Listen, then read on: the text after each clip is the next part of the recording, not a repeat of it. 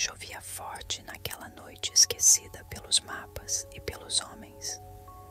A cidadezinha, encravada entre morros cobertos de mata densa, parecia suspensa entre o tempo e o silêncio. As luzes das casas se apagavam cedo, como se obedecessem a um pacto silencioso de não incomodar o que rondava pelas trilhas da escuridão. Quem ainda estava acordado fechava portas e janelas ao primeiro trovão, ao primeiro relinchar distante vindo das matas, como se reconhecessem o prenúncio de uma maldição antiga, demais para ser desafiada. Na escola abandonada no alto da colina, um grupo de jovens decidiu brincar com o medo. Equipados com celulares e câmeras, subiram rindo pela trilha molhada, certos de que gravariam uma lenda para bombar nas redes sociais. O objetivo era simples: passar a noite lá, contar histórias assustadoras e tentar invocar a tal mula sem cabeça. Nada sério, só adrenalina e curtidas. Eles haviam lido num fórum obscuro da internet que naquela cidadezinha, esquecida até mesmo por Deus, a maldição da mula sem cabeça ainda persistia, mas não como contavam nos livros infantis, com fogo saindo do pescoço de uma besta sem rosto. Naquele relato, ela era algo muito pior, algo que caçava, algo que lembrava da voz de quem a invocava, algo que voltava. À meia-noite, depois de rirem muito e simularem um ritual improvisado com velas e latas de cerveja, o grupo começou a ouvir o barulho. Era como cascos, um trote irregular, como se o animal tivesse apenas 3 patas, e havia o cheiro de queimado, forte, metálico, como ferro em brasa. Um dos celulares parou de funcionar, depois outro. Um por um, os aparelhos apagaram, deixando-os apenas com o som da respiração apressada e da chuva tamborilando no telhado podre.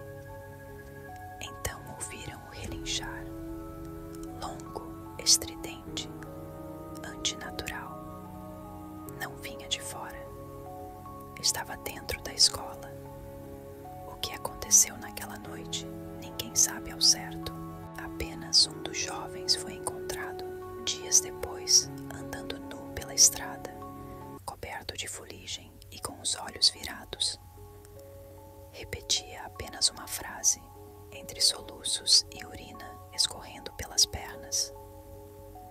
Ela olha mesmo sem ter cabeça. Ela vê tudo. A polícia local arquivou o caso como surto coletivo. A cidade esqueceu, mas não a mata, não o vento e não o que cavalga nas madrugadas de sexta-feira. Você já viu uma fogueira surgir do nada em meio à estrada? Já ouviu o som de cascos atrás de você quando caminhava sozinho? Então talvez tenha sido notado. Talvez esteja marcado semanas após o incidente na escola. Relatos começaram a surgir em cidades vizinhas. Sussurros abafados, medos ocultos, histórias que ninguém queria repetir em voz alta. Um lavrador encontrou o pasto queimado em espiral, como se algo tivesse dançado sobre o capim durante a madrugada. A terra queimada formava símbolos que pareciam escritos de fogo no chão, e o cheiro de enxofre impregnava o ar. Uma senhora, já velha, foi internada após desmaiar ao ver uma figura incandescente parada na porta de sua casa. Disse que sentiu um calor insuportável, quase como se estivesse diante de uma fornalha viva, e ouviu sussurros em latim, palavras que não conseguia compreender, mas que faziam seu sangue gelar. Ninguém acreditou nela. Para a maioria, eram apenas histórias para amedrontar crianças, mas havia as marcas, as marcas, círculos queimados, pegadas de cascos cravadas no chão de cimento, cruzes entortadas nas igrejas antigas e velas derretidas em lugares onde jamais deveriam estar. Um padre, velho e recluso, dizia que a maldição não era mais uma mera história para assustar os incautos.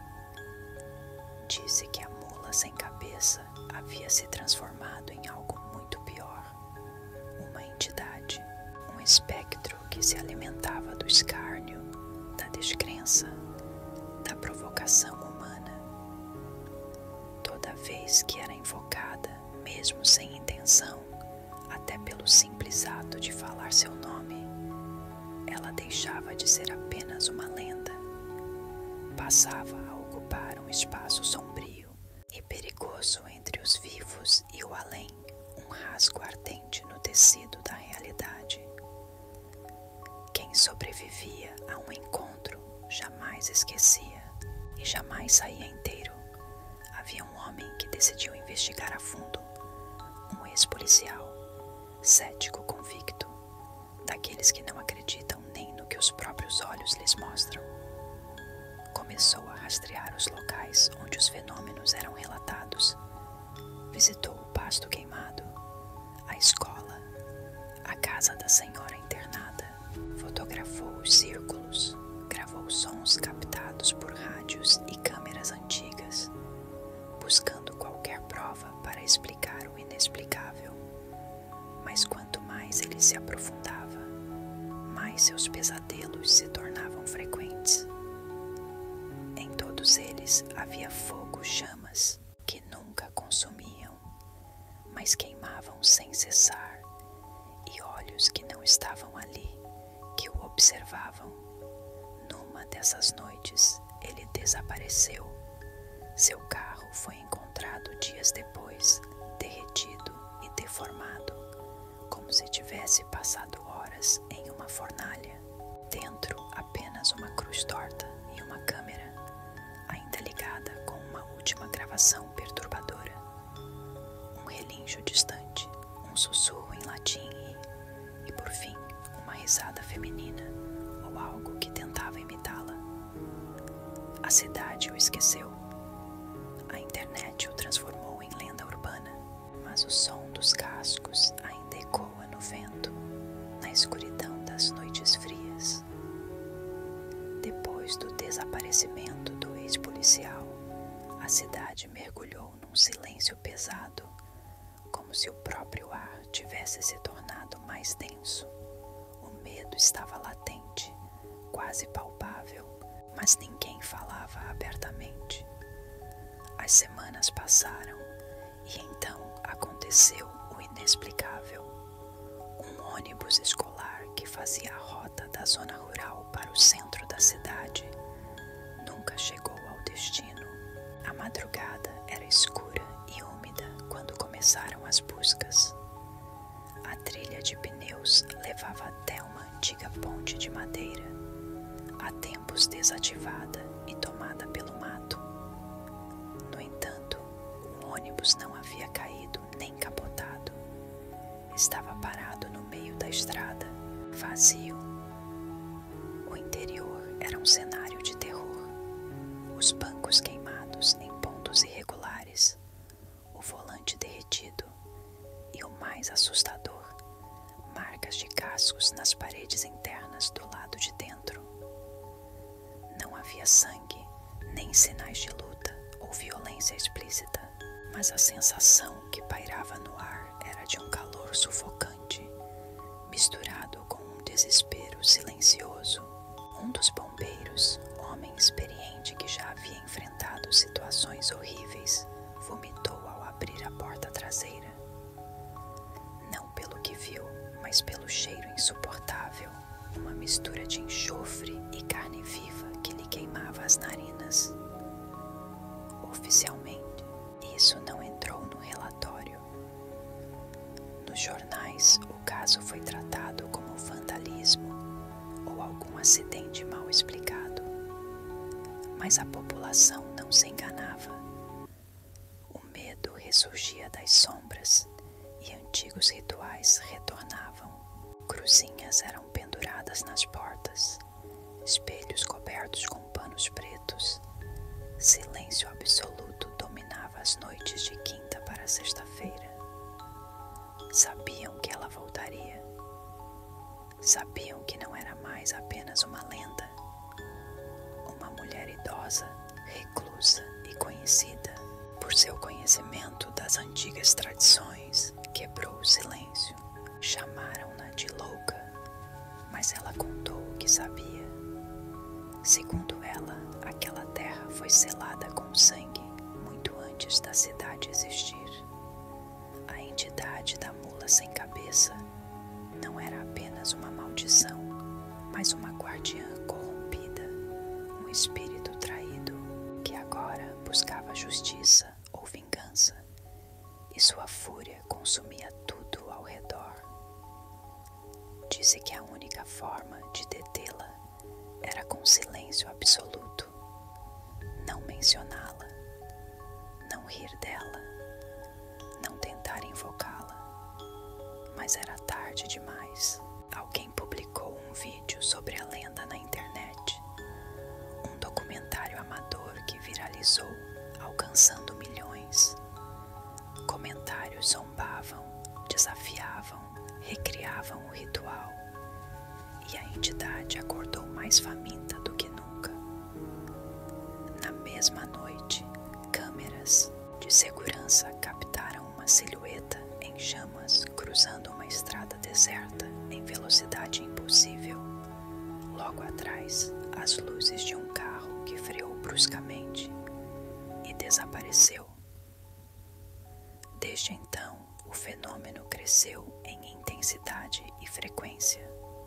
Moradores relataram ouvir o som dos cascos à distância, um relinchar cortante que parecia atravessar o corpo e o espírito.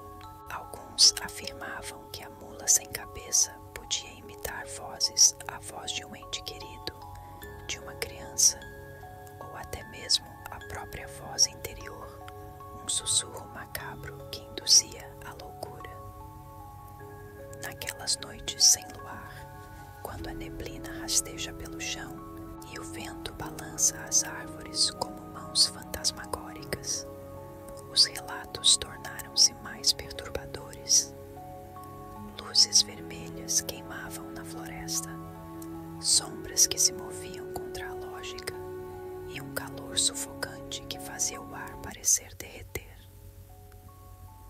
Certa vez, um jovem casal desavisado decidiu passar a noite acampando naquela região. Encontraram um círculo de pedras e restos de velas derretidas. Ignoraram os avisos da velha senhora e atearam fogo para espantar o frio. A fogueira se transformou num incêndio incontrolável em segundos, e eles foram vistos correndo desesperados pela trilha. Mas um deles desapareceu no meio do fogo. O outro chegou à cidade semanas depois, pálido, calvo e sem palavras, apenas repetindo em transe. A mula olha, mesmo sem ter cabeça. Ela vê tudo. Hoje, moradores que vivem próximos à floresta juram nunca sair à noite. Dizem que a mula sem cabeça não é só uma história para assustar crianças ou turistas. É um aviso, um castigo, uma presença viva que se alimenta do medo e da incredulidade humana. Se algum dia você se deparar com uma estrada deserta, coberta por neblina, e ouvir o som dos cascos e o cheiro de queimado, pare. Não olhe para trás. Não fale o nome dela. Silencie e siga seu caminho, porque a mula sem cabeça, ela está sempre olhando, mesmo sem